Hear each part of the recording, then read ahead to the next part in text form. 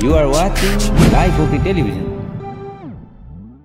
Life OK समाचारको साथमा Balvatika school Pepsicola learning made simple Jiva live to your style wellness mall a natural way to improve your health. नमस्कार, Life OK समाचारमा स्वागत छ। सुरुमा मुख्य समाचार। थप 362 जनामा कोरोना पुष्टि।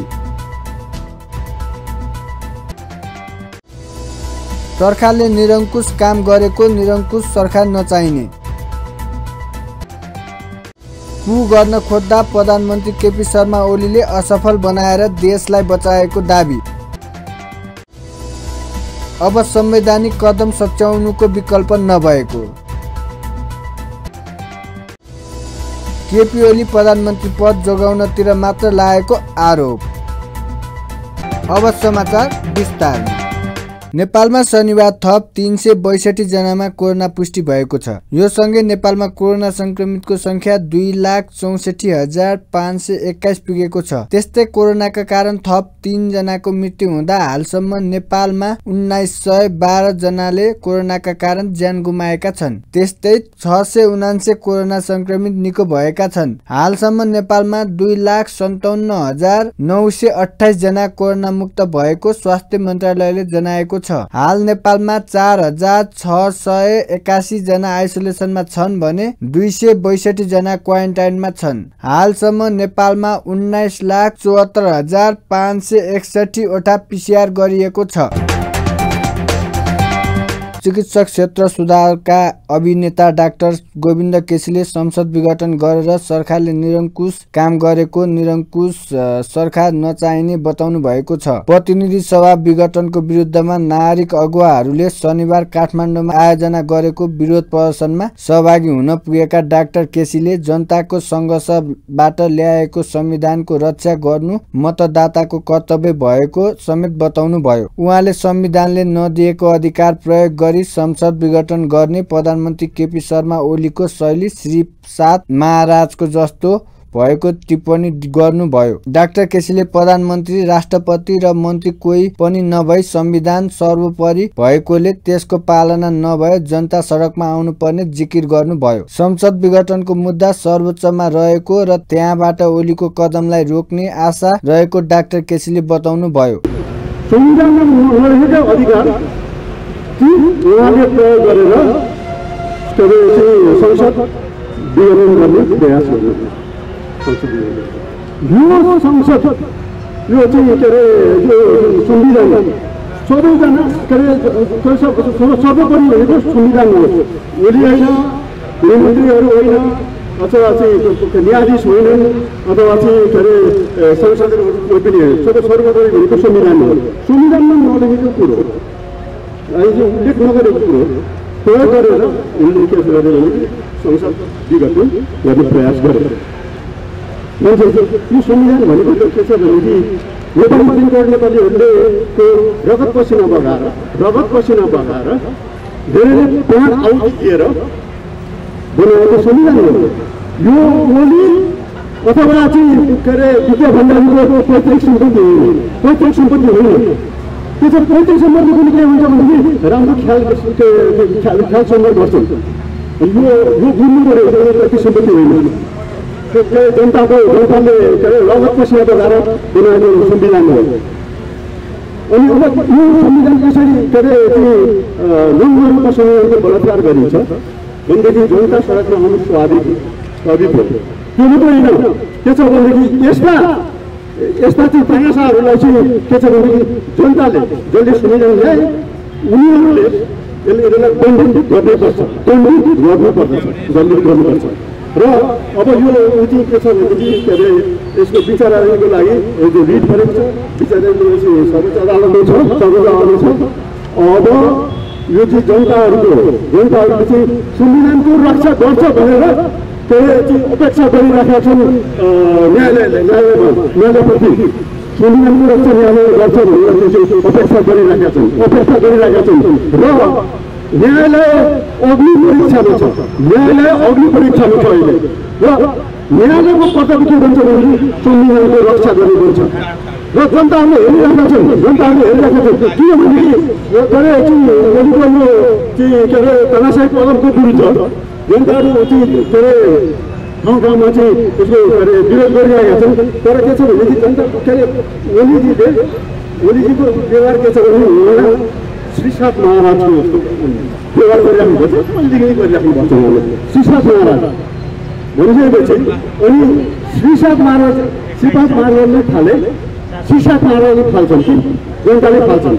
यदि यही स्थिति त यो चाहिँ के अरे अदालतले चाहिँ अदालतको के अरे उसमा छ सुनवाईको लागि छ।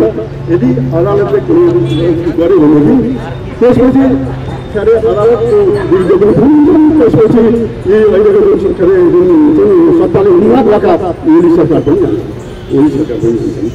अनि यसरी के छ भनेदेखि यो चाहिँ के अरे हामी सबैको कर्तव्य के भन्छ भनेदेखि संविधानको रक्षा गर्ने हाम्रो कर्तव्य भन्छ। कार्यक्रममा नागरिक अगुवाहरूले प्रधानमन्त्री ओलीको कदम असंवैधानिक भएको भन्दै नागरिक सचेत हुनुपर्ने बेला आएको धारणा राख्नुभयो। खानेपानी तथा सरसफाई मन्त्री मणिचन्द्र थापाले नेपाल कम्युनिस्ट पार्टीका अध्यक्ष पुष्पकमल दाहाल प्रचण्डले कु गर्न खोज्दा प्रधानमन्त्री केपी शर्मा ओलीले असफल बनाएर देशलाई बचाएको बताउनु भएको छ। शनिबार रिपोर्टर्स क्लब देशको साक्षात्कारमा बोल्दै उहाँले प्रचण्डमाथि संविधान र लोकतन्त्रमाथि कु गर्न खोजेको आरोप लगाउनु भयो। चुनावको विकल्प नभएको भन्दै त्यस विपरीत गए प्रतिगमनको बाटो देश जाने उहाँको भनाइ छ। नेकपा चुनावी अभियानमा सक्रिय भएर 7वटा प्रदेशमा सक्रिय भएको बताउनु भयो। आफ्नो लागि मन्त्री बन्ने ठूलो कुरो नभएको दावी गर्दै पार्टी भित्रको झगडाले देश अस्थिरताबाट जान खोजेको र यसलाई रोक्न नयाँ म्यान्डेटको आवश्यकता परेको बताउनु भयो। प्रचण्ड र माधव नेपाल सडकमा आउनुलाई लोकतन्त्रको अधिकार भएको उहाँले बताउनु भयो। विरोध नेपालको संविधान अनुसार अथवा हाम्रो पार्टीको विधान अनुसार र हाम्रो पार्टीको म्यान्डेट भन्दा बाहिरबाट जनताले चुनेको प्रधानमन्त्रीलाई बहुमत प्राप्त प्रधानमन्त्रीलाई पार्टी भित्रैबाट कु गर्न कोसिस गरिसकेपछि हामी कुलाई रोजेका होइनौँ कि हामीले आम जनतामा बीचमा गएर फेरि नयाँ जनमतलाई आधार बनाएर देशलाई स्थायित्वतिर लानको निम्ति हामीले संसद विघटन र नयाँ निर्वाचनको घोषणा गरेका हौँ। त्यसकारणले समयमै निर्वाचन सम्पन्न हुन्छ भन्ने हाम्रो पार्टीको मान्यता छ र कमरेड केपी शर्मा ओली पार्टीको प्रथम अध्यक्ष हुनुहुन्छ र प्रथम अध्यक्षकै वैधानिकताको प्रश्नमा पनि प्रथम अध्यक्षकै वैधानिकता पाउँछ भन्ने चाहिँ हाम्रो विश्वास छ। र तेस्रो कुरा जहाँसम्म उहाँले धोकाको कुरा गर्नुभएको छ र मैले मेरो जीवनमा मैले कसैलाई धोका दिएको छैन, तर उहाँले जो पात्र र प्रवृत्तिको नाम लिनुभएको छ उहाँले धेरै आफ्ना समकालीन नेताहरूलाई धोका दिँदै आउनु भएको छ र मलाई लाग्छ पछिल्लो चरण कमरेड केपी शर्मा ओलीलाई पनि कमरेड प्रचण्डले धोका दिनुभयो यति भनेपछि कसले धोका दिन्छ भनिराख्न जरुरी छैन हो हैन। म एउटा राजनीतिज्ञ भएको कारणले मेरो उद्देश्य राजनीतिको त्यो चरणमा प्रवेश गर्नु हरेक राजनीतिज्ञहरूको उद्देश्य हुन्छ नै र आजसम्म कुनै चुनाव लडेको पनि थिएन, चुनाव लड्ने अवसर पनि मैले पाएको थिएन। अब यो सङ्कटको जस्तो घडीमा अलिकति तपाईहरु जस्तै अलिकति इमानदार अलिकति गतिशील मान्छेहरू मन्त्रीमण्डलमा जानुपर्छ भन्ने प्रधानमन्त्रीको प्रस्तावलाई मैले स्वीकार गरेको। मेरो निम्ति अहिले पनि मन्त्री भन्ने कुरा त्यति धेरै ठुलो कुरा होइन, जनताको कुरालाई सही ढङ्गले जनताका समस्याहरूलाई समाधान गर्नुपर्छ भन्ने नै हो। यो भइ नै रहेछ। उहाँले अदालतको निर्णय अगाडि प्रतिनिधि सभा विघटनको निर्णयमाथि अदालतमा विचाराधीन विषयलाई प्रभावित पार्न खोजिएको तर्क गर्नुभयो।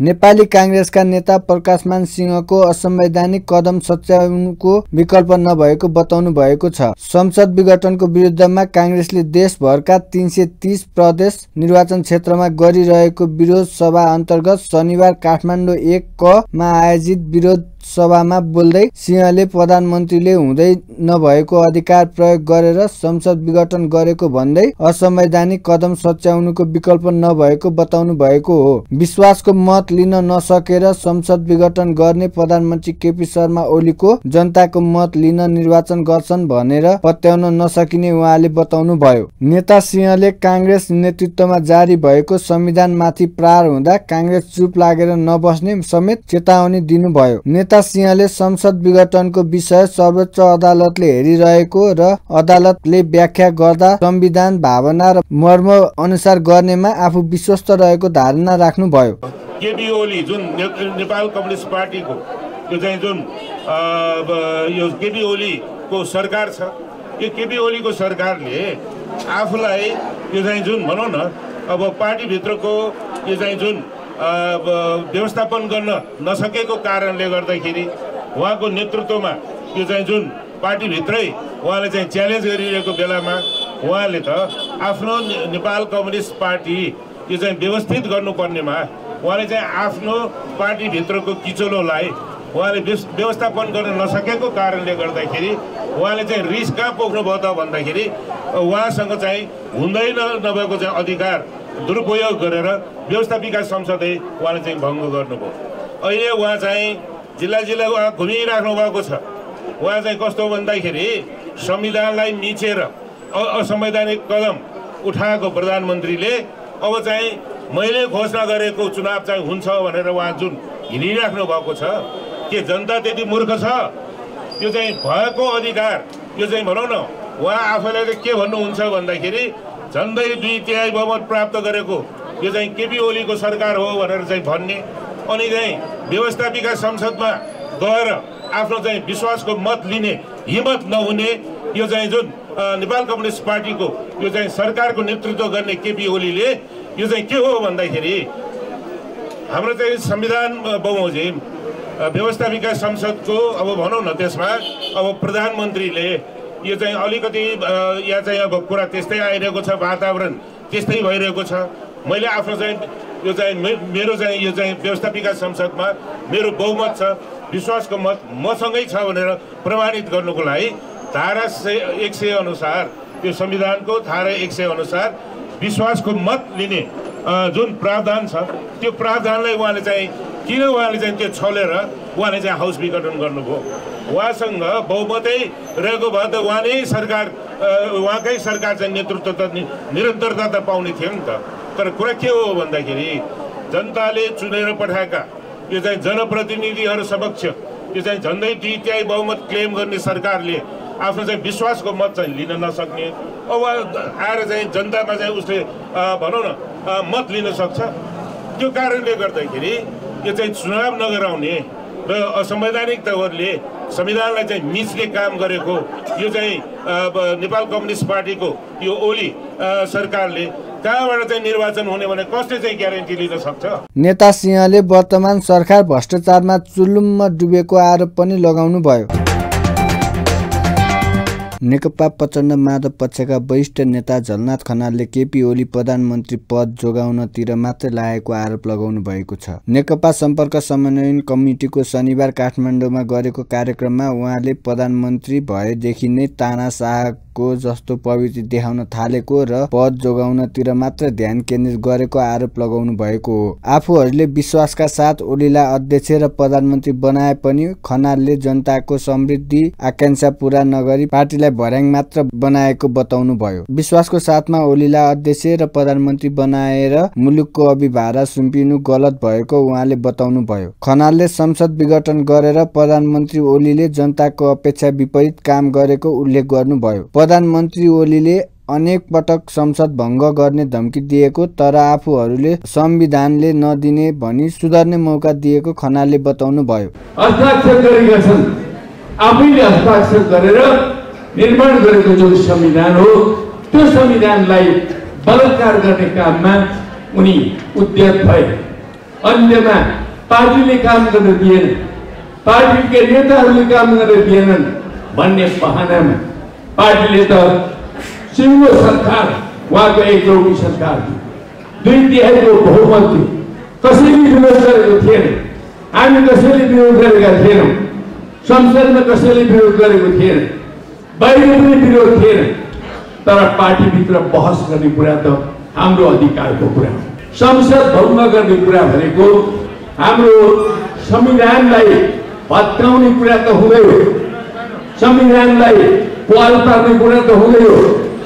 त्यति मात्र होइन, यो लोकतन्त्रका विरुद्धको आन्दोलन हो, आक्रमण हो, यो कम्युनिस्ट आन्दोलनका विरुद्धको आक्रमण हो, यो जनताले 5 वर्षसम्म काम गर्न दिएको जर्नलिस्टका विरुद्धको आक्रमण हो र नेपाली जनताले लामो समयदेखि बडो प्रयत्न गरेर जुन ढङ्गले अब मुलुकमा स्थायित्व हुन्छ भन्ने आशा राखेका थिए, त्यो स्थायित्वमाथिको आक्रमण। त्यसो हुनाले अहिले जुन प्रश्न उठेको छ, यो प्रश्न एउटा गम्भीर संवैधानिक प्रश्न पनि छ र गम्भीर राजनीतिक प्रश्न पनि छ। राजनीतिक रूपले यो प्रतिगमन हो। प्रतिगमन भएको हुनाले जुन दिन प्रतिगमन हो त्यसको भोलिपल्टदेखि हामीले चाहिँ त्यसको प्रतिकारमा उत्रनु, विरोधमा उत्रनु, राष्ट्र विरोधमा उत्रनु, आम जनता विरोधमा उत्रनु हाम्रो अधिकारको कुरा हो, जनताको अधिकारको कुरा हो र यो आम जनताको सरकारको विषय बनेको छ। अहिले सरकारको पुनर्स्थापना अरू कुनै लहरको निम्ति होइन, यो संविधानको रक्षाको निम्ति, यो देशको लोकतन्त्रको रक्षाको निम्ति हामीले यो संसदको पुनर्स्थापना गर्नुपर्ने ऐतिहासिक आवश्यकता हाम्रो देशमा आइपर्यो। त्यसरी नै अहिले पार्टीको आधिकारिकताको प्रश्न उठिरहेको छ। यो आधिकारिकताको प्रश्न जहाँसम्म उठेको छ, यो आधिकारिकताको प्रश्नको सन्दर्भमा म के भन्न चाहन्छु भने हाम्रो पार्टीमा केपी ओली सचिवालयमा पनि अल्पमतमा थिए, स्थायी समितिमा पनि अल्पमतमा थिए, केन्द्रीय कमिटीमा पनि अल्पमतमा थिए र सिङ्गो पार्टीमा यदि अल्पमतमा थिए। त्यो अल्पमतमा परेर उनले चाहिँ बहुमतलाई स्वीकार गर्न सकेनन्। बहुमतको वास्तवमा लोकतन्त्र भनेकै बहुमतको शासन हो। अहिले हाम्रो पार्टीले पनि 2/3 बहुमत त प्राप्त गरेको हो। बहुमत लोकतन्त्र भनेकै बहुमतको शासन, सर्वसम्मत हुँदैन रहेछ। उहाँले समाजवादको बाटो अवलम्बन गर्नुको विकल्प नभएको भन्दै यसका लागि कार्यदिशा, लक्ष्य र कार्यक्रम नयाँ बनाएर अघि बढ्नकै लागि दुई पार्टीबीच एकता गरिए पनि ओली त्यस दिशातर्फ नहिँडेको आरोप लगाउनु भयो। अन्त्यमा मुख्य समाचार फेरि एकपटक। सञ्चार तथा सूचना प्रविधि मन्त्री पार्वत गुरुङले लोकतन्त्रलाई थप मजबुत बनाउन ताजा जनादेशमा जान लागेको बताउनु भयो। शनिबार नेपाल विज्ञापन सङ्घको 21औं साधारण सभा उहाँले राजनीतिक परिवर्तनबाट मुलुकलाई कुनै असर नपर्ने भन्दै ताजा जनादेशले लोकतन्त्रलाई थप मजबुत बनाउने बताउनु भएको हो। उहाँले नेपालको सरकारलाई कमजोर बनाउने प्रयत्नबाट जोगाउँदै राष्ट्रलाई एकबद्धता हुनुपर्ने बताउनु भयो। उहाँले पछिल्लो राजनीतिक परिवर्तनबाट व्यवसायलाई असर नपर्ने भएकोले ढुक्क भएर अघि बढ्न आग्रह गर्नुभयो। उहाँले विज्ञापन क्षेत्रलाई विस्तृत र सहज बनाउन सरकार प्रतिबद्ध रहेको धारणा पनि राख्नुभयो। मन्त्री गुरुङले विभिन्न कम्पनीका उत्पादनको विज्ञापन गरिरहँदा ती उपभोग्य वस्तुका गुणस्तरको पक्षलाई पनि हेक्का राख्न सुझाव दिनुभयो। कोभिडबाट मुक्त नहुँदै फेरि राजनीतिक कोभिड सुरु भयो, त्यसबाट फेरि मुलुक कता जाने हो, यो एउटा तपाईहरुको बीचमा, व्यवसायीहरुको, उद्यमीहरुको बीचमा चिन्ता स्वाभाविक छ। यो चिन्ताप्रति म मात्रै यति मात्रै भन्न चाहन्छु, वर्तमान परिस्थिति अहिले यो बाध्यात्मक परिस्थिति हो। यो परिस्थितिबाट कोही पनि व्यवसायीहरु, कोही पनि उद्योगीहरु निराश नहौं। हामी मुलुकलाई एउटा ताजा जनादेश दिनु भनेको लोकतन्त्रको एउटा प्राण हो। त्यो लोकतन्त्रलाई अझ हामी जनताका बीचबाट नै लोकतन्त्रलाई बचाउने, संविधानलाई बचाउने र मुलुकको एउटा संकटलाई बचाउने र नयाँ निकास दिएर मुलुकलाई फेरि पनि समृद्धतर्फ लाने अहिलेको प्रतिनिधि सभा विघटनको यो निकास हो।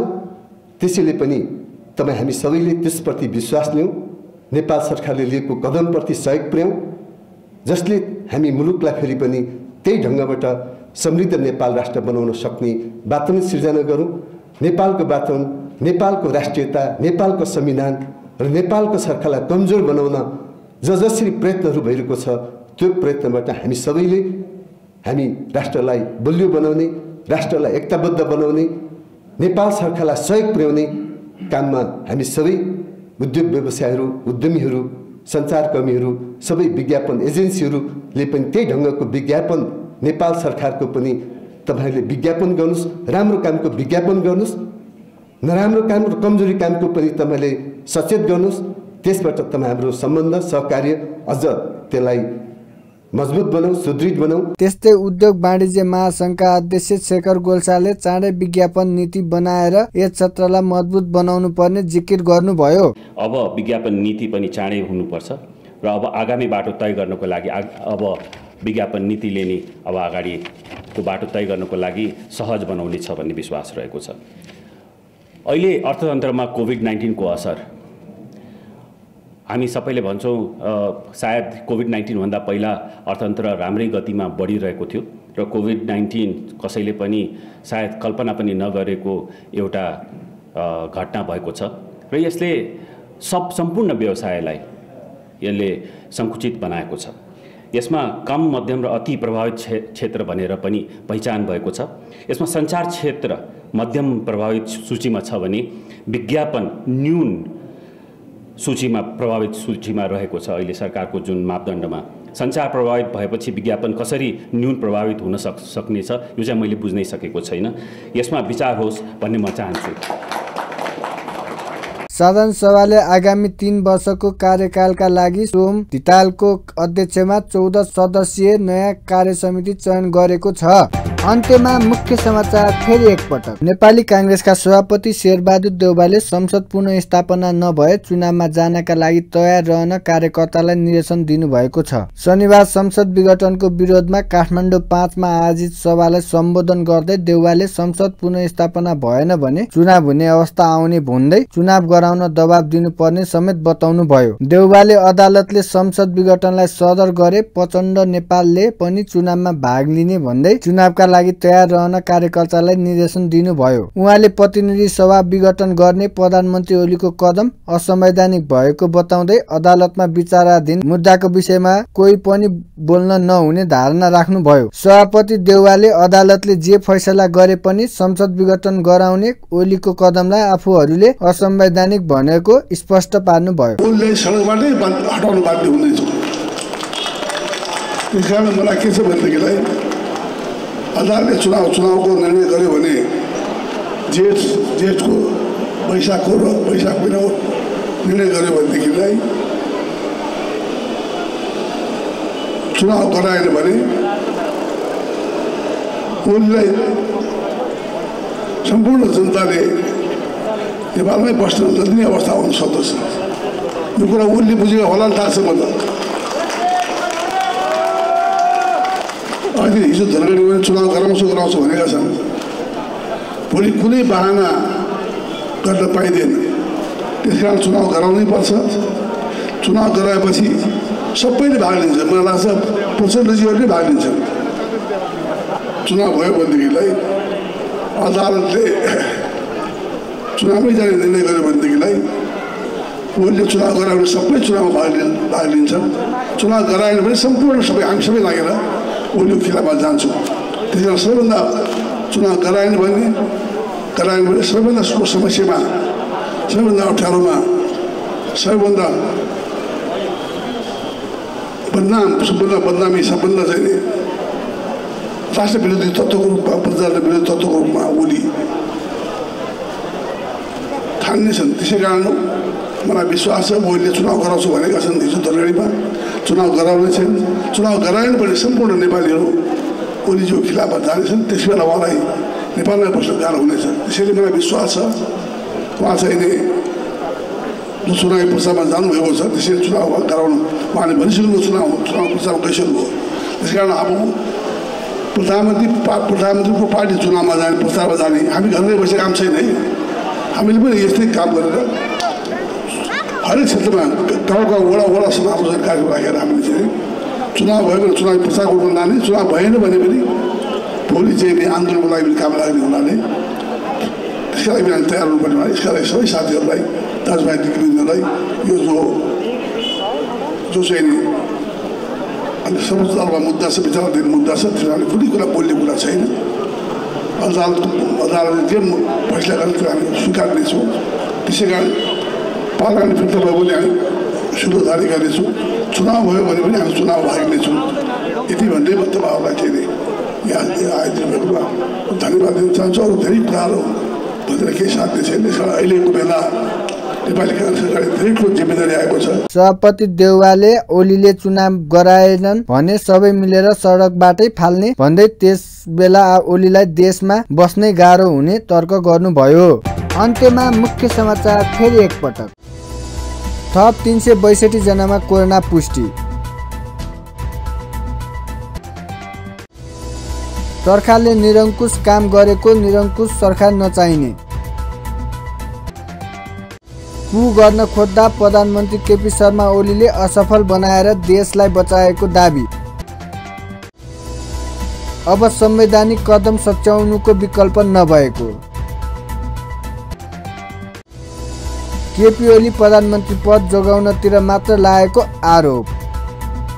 हस्त अहिलेका लागि लाइफ ओके समाचार यति नै। हेर्दै गर्नुहोला लाइफ ओके टेलिभिजन। नमस्कार। लाइफ ओके समाचारको साथमा Balbatika school Pepsicola, learning made simple. Jiva, a life to your style. Wellness Mall, a natural way to improve your health.